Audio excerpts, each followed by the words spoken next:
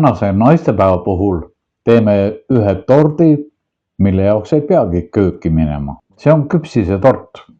Loomulikult kõige lihtsam, mis üldse teha saab. Ja selleks on mul abivahendid kõik siin olemas.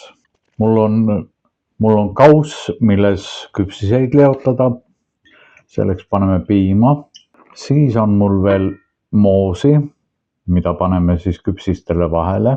Ja banaani ja hapukoor. Samuti küpsised. Ja siis on mul muidugi veel sellist šokokreemi. Piima sisse panen nad likku. Lasen neil mõne minuti kindlasti sees olla. Juhtus see, mis ei oleks pidanud juhtuma, ehk siis küpsis pudises lihtsalt liiga pehmeks juba. Nii et natukene vähem peab teda hoidma siiski. Enne kui järgmisegi likku paneme, panekski kõigepealt moosi. Jah, mustsõstra. Vaarikamoos on see. Ka moosis on oma nii-öelda mahl sees ja siis see peaks ka küpsisesse jõudma ilusti.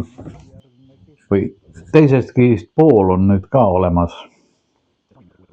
Peaaegu, et oleks jälle hiljaks jäänud, aga õnneks jõudsin õigel ajal. Nüüd paneksime banaani.